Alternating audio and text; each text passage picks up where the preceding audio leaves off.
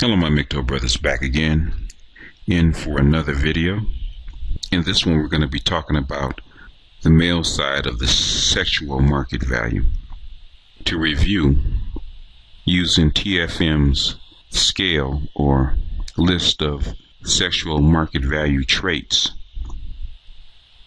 In descending order, they are wealth or resources, physicality or physical appearance, attitude, or like he just likes to describe it, alpha traits, and the last being personality.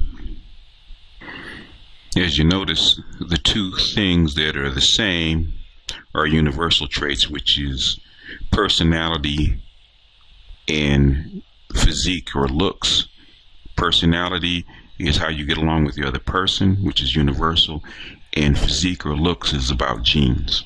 Where the list diverges is with youth and virtue on the woman's side, and on the male side, wealth and attitude. These traits are more mission appropriate, and the other two are more universal. Youth in a woman is more important to a man because a woman's window of opportunity for having children is a lot less than men's. A man's wealth or resources is more important to women because his mission is to protect and provide for her offspring. Alpha traits and virtue are the opposite sides of the same scale. Virtue points to the amount of moldability or adaptability for the woman, and attitude or alpha traits points to the strengths and resilience for a man, which is what a woman desires more. Now we're going to look at these four traits for a man, desirable traits for a man, from a woman's esoteric point of view. If you remember from an earlier video, what's more important to a woman, where her loyalty actually lies, first to her nest and secondly to her offspring. Now, knowing that, you can see why her first loyalty or her first need is for resources. Now, resources for a man is wealth or money, possessions like a house, car, what have you, ability to provide income, and overall ability to provide. Now, if her first priority is to build a nest, a woman will look for these things because this is the material or the resources that she's going to use to fashion her nest for her young.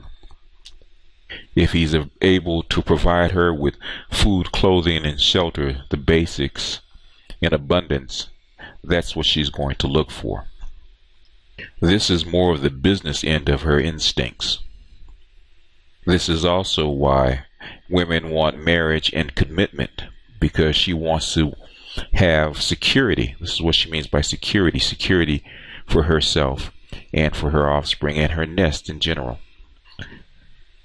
Second on the list is about genes, and his look is directly related to what her environment is about.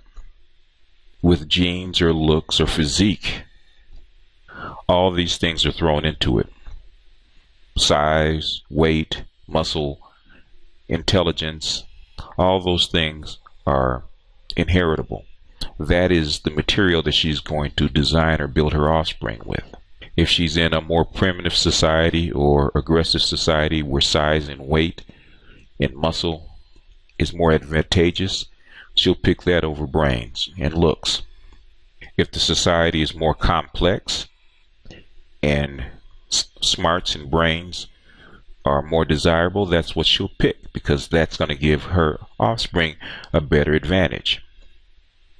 To a lesser degree, more phenotype or phenotypical traits like hair color, eye color, grade of hair, whether he's thin or more attractive, that depends on the society that she's in. what's going to give her offspring a leg up. If it's blonde hair and blue eyes in a European dominated society, that's what she's going to desire.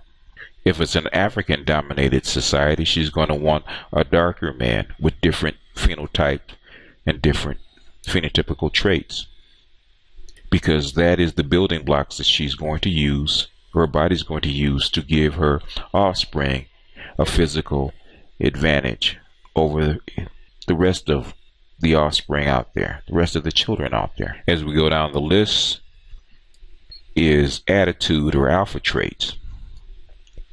Now, the attitude or alpha traits is less about material security like the first two are. It's more about psychological and emotional security.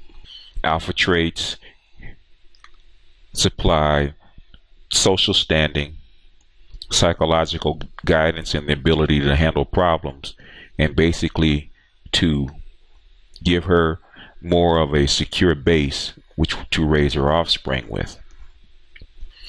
So if a man has more confidence, more swagger, he has the psychological ability to handle whatever situations come his way and to be able to solve those problems with the materials that he has.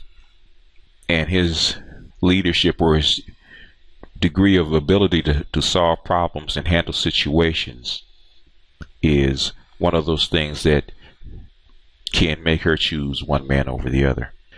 And the last one is personality. Personality, just like in the female SMV, is a combination of the first three, and how a man is able to make those first three characteristics compatible with her personality, whether he can adjust and bend to the changes and smooth out the differences in upbringing and socialization that the woman has. Usually a woman will describe a man's personality in relationship to the first three things. If a guy's a nice guy but he's materially bankrupt, she'll say he's okay but he's a broke guy. Now, if he's not physically adequate, for instance, as far as physique, she'll say he's short or he's got a short man's complex or something like that. If he's got, if the second thing is if he's got strong alpha traits, she'll describe him as a thug or a bad boy. As far as personality is concerned, a woman will always reference a man's personality with a comparison to one of the first three, or even sometimes a combination of all three. And even if he's compatible personally with her, personality-wise with her, and he's lacking in the other three, then he will become that too nice guy. In other words, his personality is compatible, but the other three things he doesn't have is how she's going to describe him. So you ask, how does these four traits relate personally to men and relate personally to what a Mikto shows about himself? So inwardly and esoterically, what are these things to a man? Now, if we take wealth or material wealth or resources, what is that esoterically for a man? Now, personal wealth for a man is the basics: food, clothing, shelter, all that stuff. But it's the material world that surrounds him, including his women or his woman, because this is the acquired material that he's going to use to fashion and shape his world around him, his life.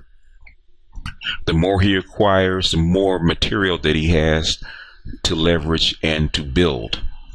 A man with $1 billion can shape his world and his surroundings a lot better than a man with no money in his pocket on the street.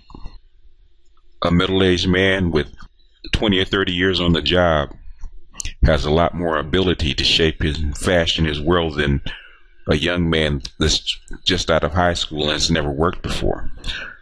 Your resources are like the clay from the Nile that Khnum shapes the world and shapes people out of.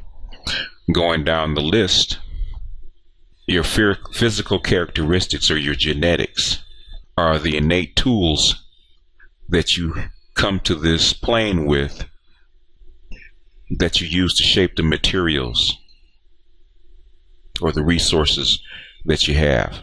A bigger, stronger guy has the physical tools to do heavier labor for a lot longer, whether it's working on a farm or making a crowd do what you want them to do. If you are bigger and stronger, it helps you shape your reality in a physical fashion. Genetically, intelligence or IQ helps you shape your world in a different way. A smarter guy will figure out methods and ways around the physicality that people with lesser IQs cannot. They'll figure out methods and different ways of doing things and ways to use the material that people with lesser IQs cannot. They'll use persuasion rather than physicality when dealing with other people socially. Going down the list, we come into alpha traits or attitude. And this comes to two things: leadership ability and will. Stronger willed people tend to be considered more alpha than other folks. And you're considered alpha to the degree of how strong your actual will is. For instance, just approaching women, it takes a lot of will to be able to overcome your natural aversion to rejection and approach women, or a lot of women, and be comfortable with that. It takes will to overcome a fear and to handle a situation on the job. It takes a lot of will to be able to handle new and different situations when problems arise. And the last one is personality. Now, personality is a combination of all three, and your temperament or your ability to make those mesh with those around you. Personality-wise, you could have a perfect score on the first three. You could be a billionaire. You could have great physique and great looks. No, you could have great will and leadership ability, but your ability to mesh those with those around you could be so poor that while you're talented and you can get things done, people hate your guts and they can't stand to be around you. On the opposite end, you could be that bum on the street, that alcoholic that has nothing, no money, no resources, no will or alpha traits, and your physical appearance is shoddy, but the people around you actually love and care for you because you mesh well with them. You make it smooth. You brighten their day. So on a relatable factor to everyone else, that's where the personality lies. Your personality is the interface socially with everybody else. And how well you interface or how well you do is directly attributed to what kind of temperament, what kind of personality you have. Some of it's innate and some of it's socially and culturally learned. Now, this is just a rough sketch of those four traits. And the difference between these four traits as a man and the four traits as a woman is that a man has a lot more control over the traits than a woman has. And the four traits are a lot more interrelated with each other than a woman's four traits. And the trait that's probably least valued by women, which is alpha traits or attitude, is the most important to men. because that is where the will lies. And with a man's will and his attitude, that's what guides the other three tools that he actually has. So in the market value of traits for MGTOWs and for men, the attitude is most important, because with the attitude we can create and use the other three to create our world in abundance. And it's the most important to us personally. But with that, I'm going to sign off, and I'll see you next time.